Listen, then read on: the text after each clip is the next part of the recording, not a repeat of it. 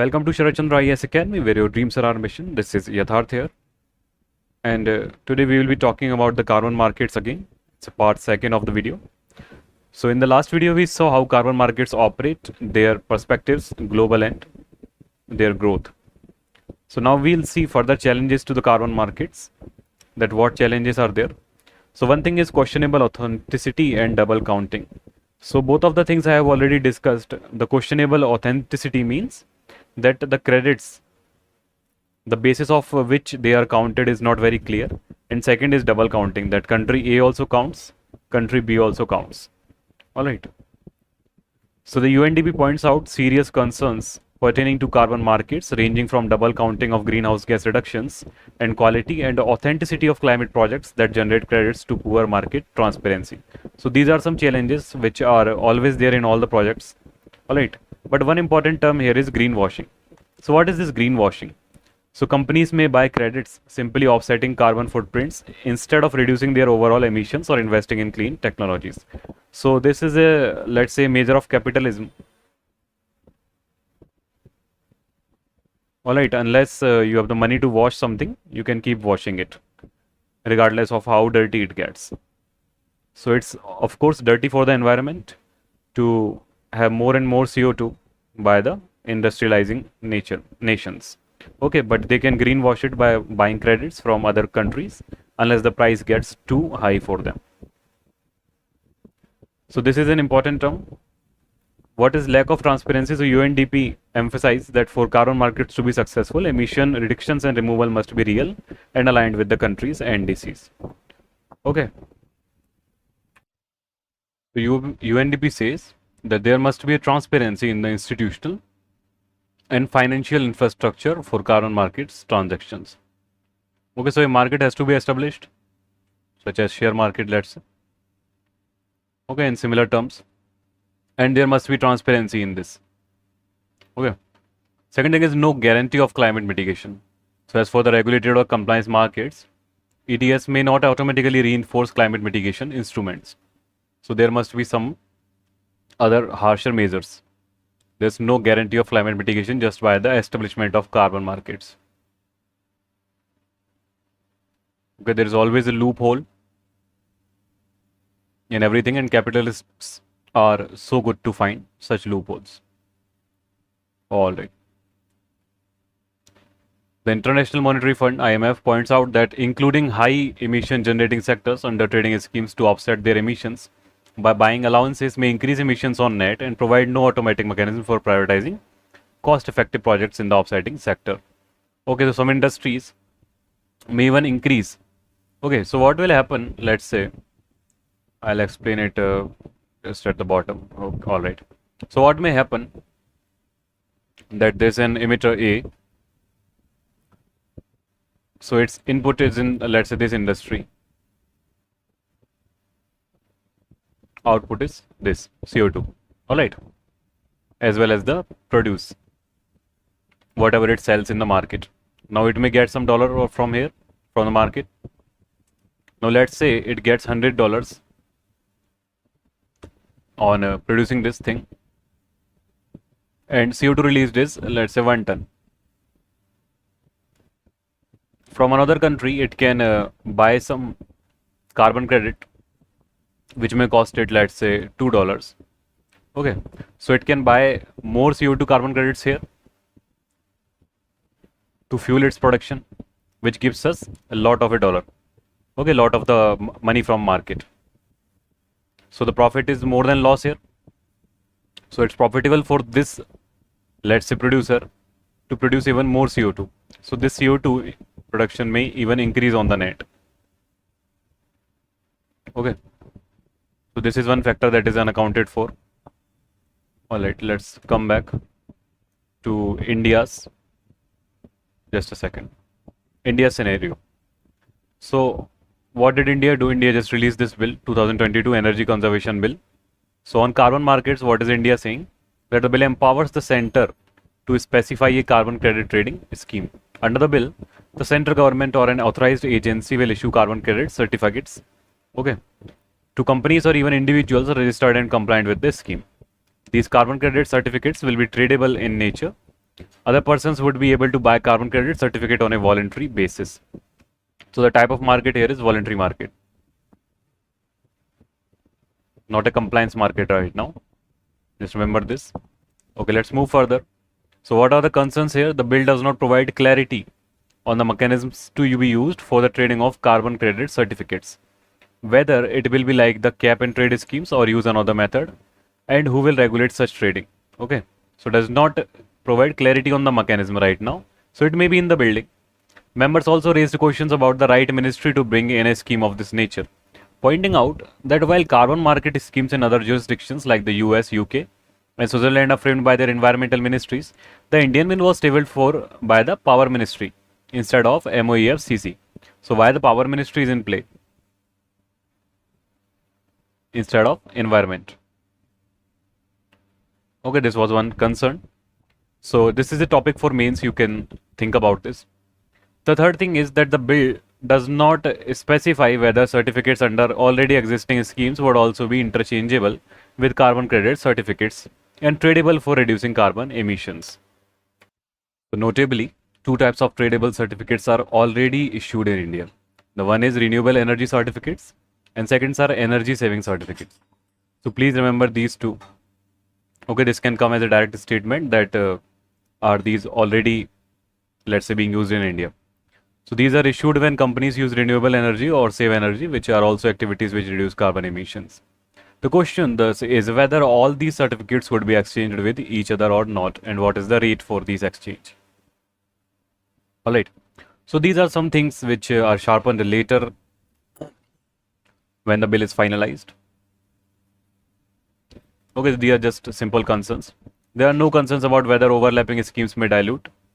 There are other concerns, let's say, about whether overlapping schemes may dilute the overall impact of carbon trading.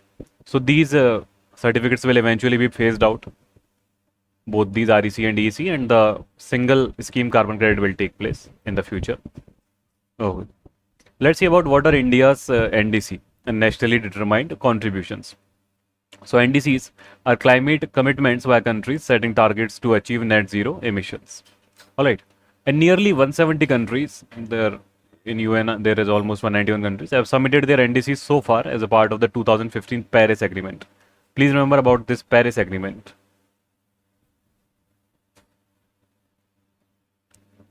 Also remember that the agreement is about reducing the global temperature by or keeping the global warming under 2 degrees Celsius. Sometimes it's also asked in Fahrenheit.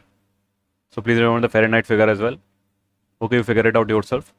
So which they have agreed to update every 5 years. You tell me in the comment section what it will be in the Fahrenheit and what is the formula to convert Celsius to Fahrenheit.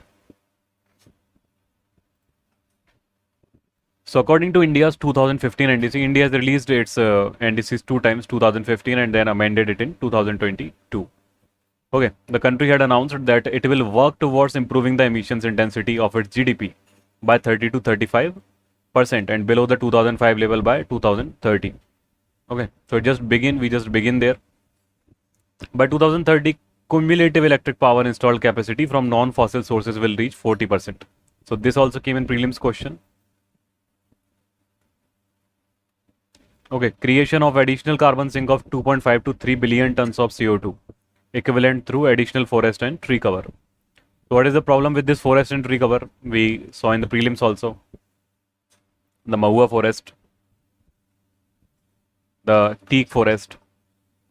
So the teak forest have been planted everywhere and they are posing a problem now for the other species and human habitats. Okay, so these are some things that you can read when you read these issues. That what is the problem with creating additional tree cover, additional forest in the areas where these trees do not belong. Okay, they can behave as invasive species. In the Rajasthan, there is a tree named Kikar. Okay, so this tree is very invasive and has posed problems all through Rajasthan, especially in the western Rajasthan, in the Thar desert area. Okay, so let's see. India updated its NDC in August 2022. So India formally updated contribution that include reducing the emissions intensity of GDP by 45% by 2030 compared to the 2005 level. By 2030, India also plans to achieve about 50% of the cumulative electric power installed capacity from non-fossil fuel-based energy resources. So this addresses one question which we were talking about, that what is the benefit of, let's say, giving electric vehicles if the electricity that is generated to charge these electric vehicles is eventually coming from coal. So there's no real benefit. Alright, we can just directly burn coal then instead of this all, or just directly use petrol. So how are e-vehicles benefiting us? So this electricity must come from some renewable source.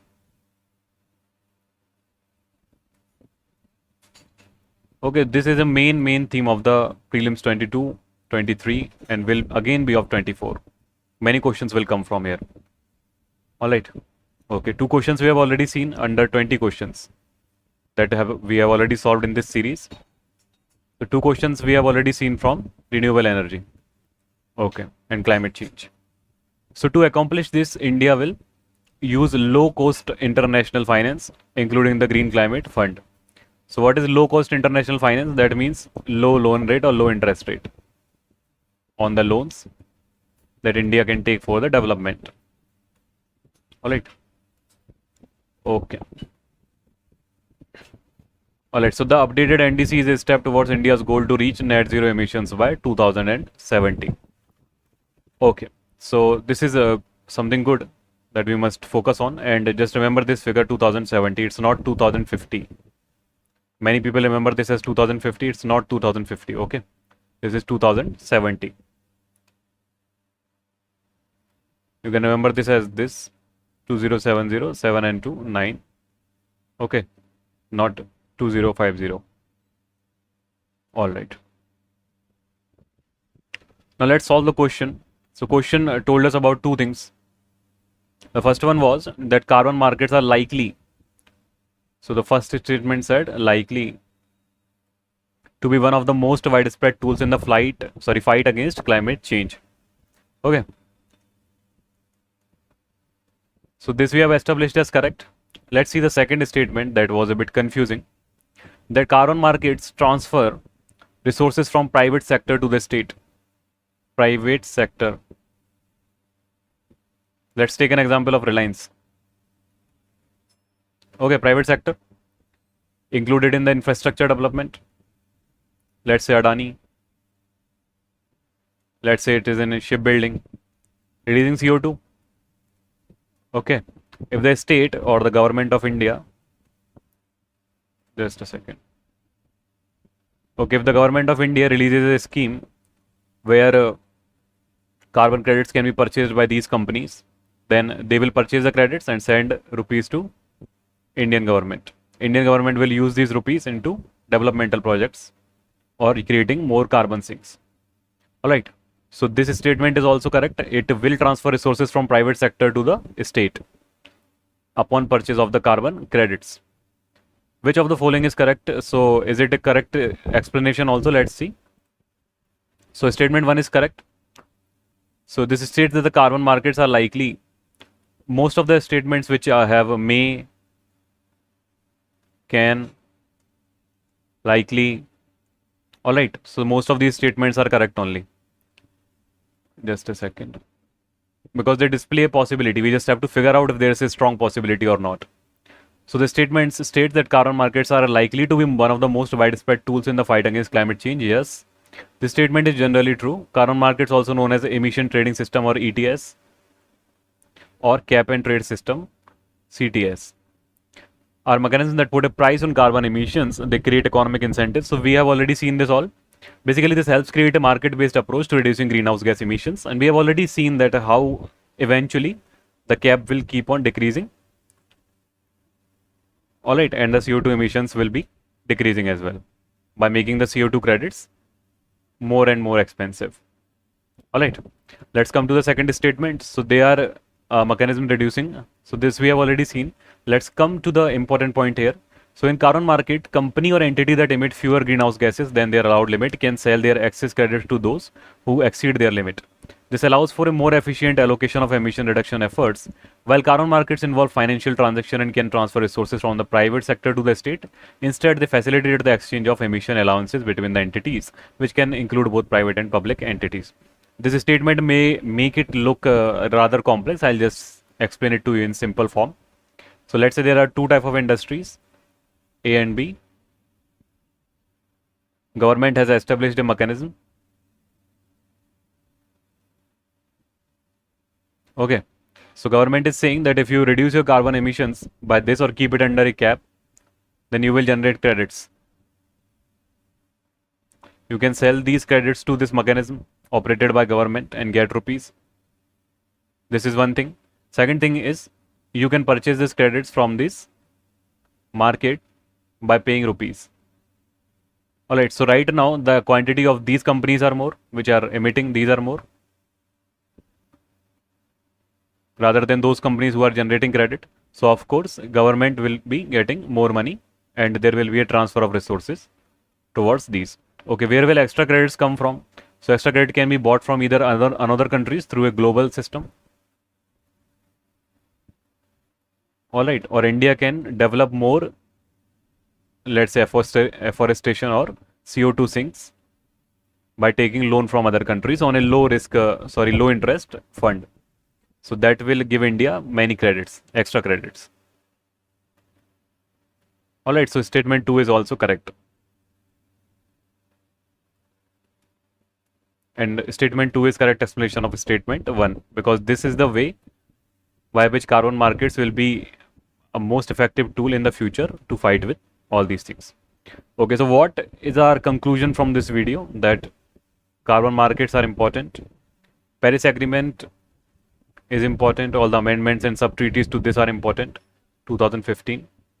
There are other treaties as well which you can read about in the environment. These are also important. Alright, two terms are important. One is greenwashing and another is double counting. So both are in challenges involved. So please see these terms also and note down their definition. So this was the today's video. I'll see you in the next video from here. This is Yatharth here signing off. Thank you very much and have a very good day ahead. Keep studying and be bright.